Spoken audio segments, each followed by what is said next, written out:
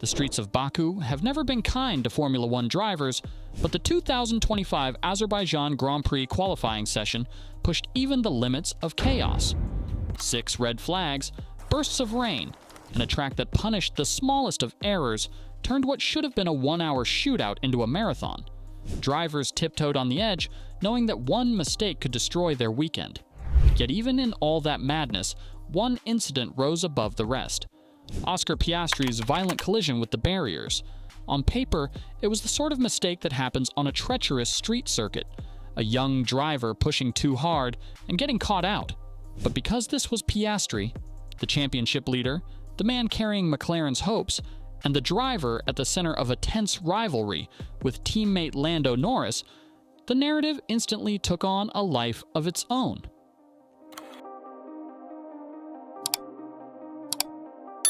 Two weeks earlier, McLaren had ordered him to hand back a podium place in Monza after a pit stop fiasco that left fans seething. And now, after crashing out of a potential pole lap in Baku, people are asking the unthinkable. Is McLaren really treating their two drivers equally? Or is something more sinister happening behind closed doors? To many fans, Piastri's accident was just a misstep, but to others, it exposed the cracks forming inside McLaren at the very moment the team seemed to be rising from years of mediocrity. On the surface, McLaren looks stronger than it has in more than a decade. Behind the scenes, though, the tension between their two-star drivers may be growing into the kind of civil war that changes everything. Let's start with the crash itself. All weekend, Piastri looked unstoppable.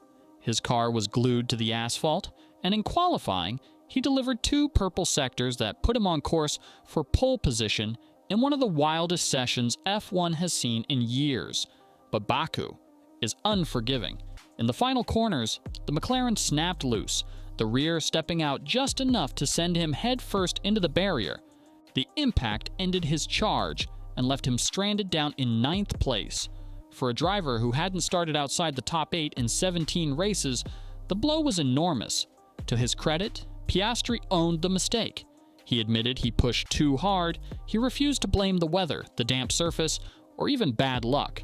That humility earned him respect across the paddock. But Formula One rarely lets things be that simple, because the crash wasn't isolated. It came just 2 weeks after the infamous Monza controversy, where McLaren's pit wall ordered Piastri to give back second place to Norris after a botched pit stop.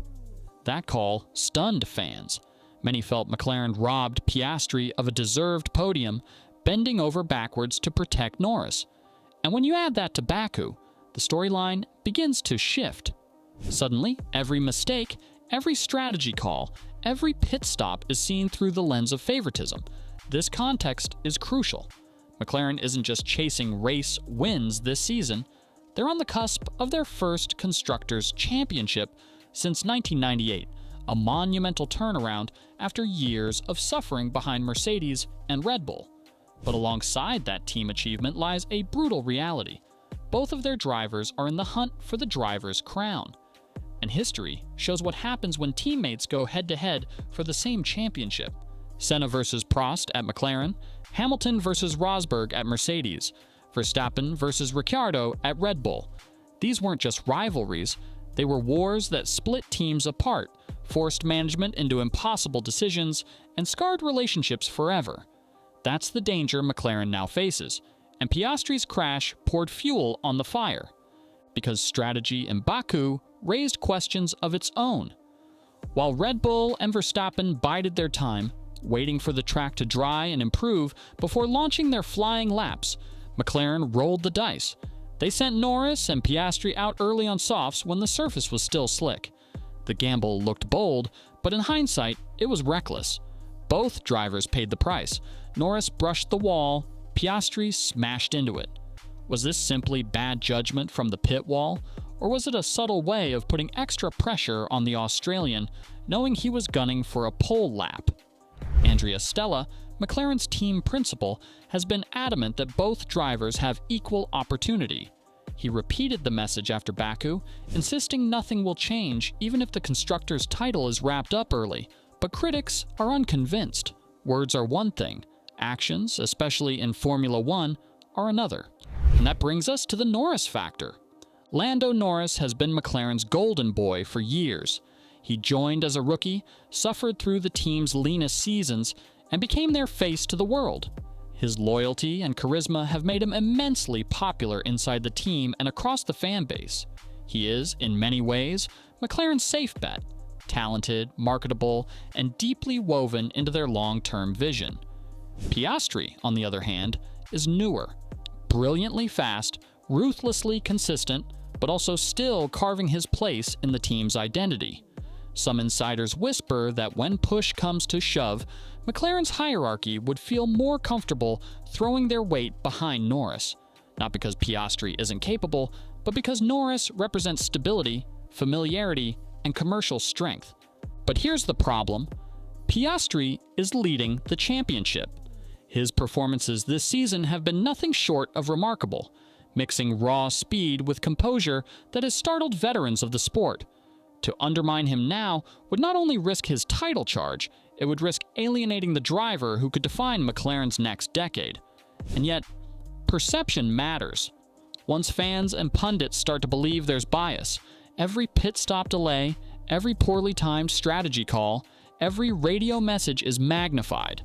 Psychologically, this could become just as damaging as actual favoritism.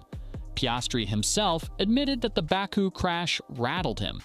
In 2 races, he has faced 1 political blow and 1 personal mistake. For any driver, those setbacks are dangerous. But when you're going wheel to wheel with Max Verstappen, or even your own teammate, those cracks can quickly widen into breaking points. Of course, there's another possibility, that all of this is nothing more than coincidence. Drivers crash, teams make strategy errors. Suspicion doesn't always equal reality. Stella insists the team reviews every decision and treats both drivers the same. Piastri and Norris both publicly insist they're satisfied. And in truth, it's entirely possible that Baku was simply a young driver overreaching in brutal conditions. But Formula One doesn't work like that. Perception often matters as much as fact.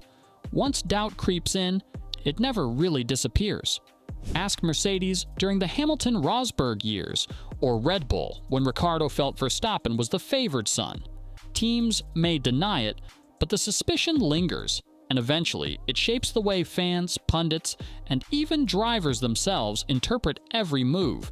That's why Baku feels so significant. It wasn't just another crash in another chaotic qualifying. It was the moment where perception shifted, where Piastri's role inside McLaren became a story of its own. Because if McLaren really is neutral, they now face the impossible task of proving it in a sport where every fraction of a second is dissected. And if they're not, if even subconsciously they lean toward Norris, then their dream season could turn into a nightmare. So the question remains, do you believe McLaren is truly giving Oscar Piastri and Lando Norris equal treatment? Or is this the start of a deeper conflict that could split the team in 2? One thing is certain. The 2025 season isn't just about lap times or trophies anymore. It's about trust, perception, and how long McLaren can walk this tightrope before the tension finally explodes. Let me know your thoughts in the comments, because this story is far from over.